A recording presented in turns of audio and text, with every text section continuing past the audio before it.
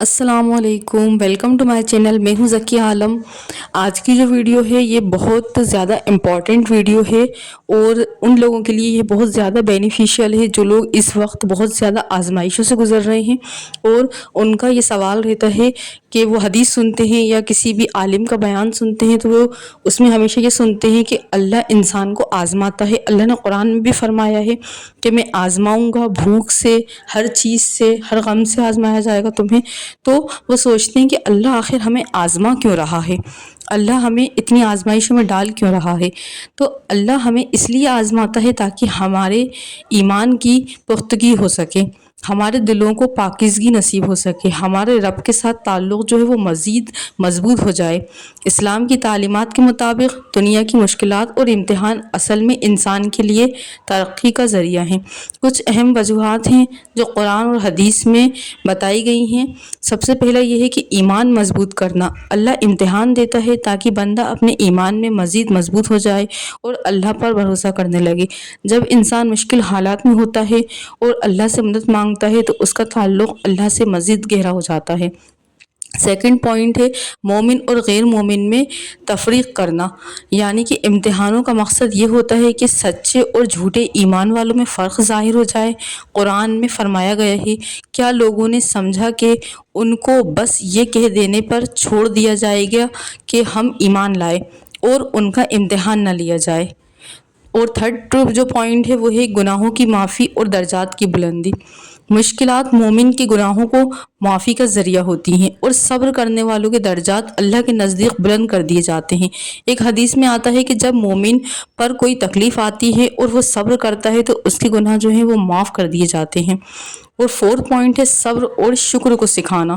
اللہ تعالیٰ امتحان کے ذریعے انسان کو صبر اور شکر سکھاتا ہے۔ جو لوگ مشکلات میں صبر کرتے ہیں اور اللہ کا شکر ادا کرتے ہیں ان کو اللہ کی طرف سے اجر ملتا ہے۔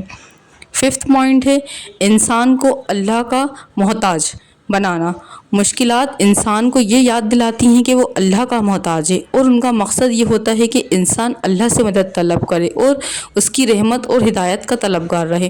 یہی اللہ کا امتحان انسان کو روحانی طور پر ترقی دینے اور آخرت کے لیے تیار کرنے کے لیے ہوتے ہیں۔ تو آپ سمجھ گئے کہ آزمائش انسان پہ آخر آ کیوں رہی ہے۔ اللہ تعالیٰ اس آزمائش میں ہمارے گناہوں کو معاف کر رہا ہے، ہمارے درجات کو بلند کر رہا ہے اور ہمیں صبر کرنا سکھا رہا ہے، ہمیں شکر کرنا سکھا رہا ہے۔ تو آزمائش جو ہے وہ کبھی بھی ہمارے لیے سزا بن کر نہیں آتی۔ اللہ تعالیٰ بندے کو اپنے قریب کرنے کے لیے یہ کرتا ہے۔ تو آزمائش آئی ہے تو اللہ تعالیٰ کا شکر ادا کریں۔ اللہ تعالیٰ نے آپ کو اپنے قریب کرنے کے لیے یہ آزمائش آپ کے پاس بھیجی ہے، کیونکہ آزمائش ان لوگوں پر آتی ہے جو بندے اللہ تعالیٰ کے محبوب بندے ہوتے ہیں، اللہ تعالیٰ جن سے محبت کرتے ہیں۔ اللہ تعالیٰ ان بندوں پر آزمائش بھیجتے ہیں۔ آزمائش سے گھبرائیں نہیں، بس اللہ کا شکر ادا کریں، اللہ کے قریب ہو جائیں، کیونکہ آزمائش اور سزا میں ایک ہی فرق ہے کہ جس بندے پر اللہ تعالیٰ کی طرف سے عذاب آتا ہے یا سزا آتی ہے تو وہ بندہ اللہ تعالیٰ سے دور ہو جاتا ہے، اور آزمائش جب آتی ہے تو بندہ اللہ تعالیٰ کے قریب ہو جاتا ہے۔ اگر آپ کسی بھی مشکل حالاتوں سے گزر رہے ہیں تو آپ اللہ تعالیٰ کے قریب ہو جائیں۔ اگر آپ کے اوپر سزا بھی ہوگی تو اگر آپ کوشش کریں گے اللہ تعالیٰ کے قریب ہونے کی تو اللہ تعالیٰ ان آزمائشوں کو آپ سے دور کر دیں گے۔ وقت لگے گا لیکن اللہ تعالیٰ ان آزمائشوں کے ذریعے آپ کو بہت ساری ایسی چیزیں سکھا کر جائیں گے جب آپ کو بعد میں احساس ہوگا کہ یہ آزمائش جو آئی تھی ہمیں بہت کچھ سکھا کے گئی ہے، ہمیں ترقی دے کے گئی ہے، ہمارے درجات کو بلند کر کے گئی ہے۔ یہ بات آپ کو ضرور سمجھ میں آئے گی۔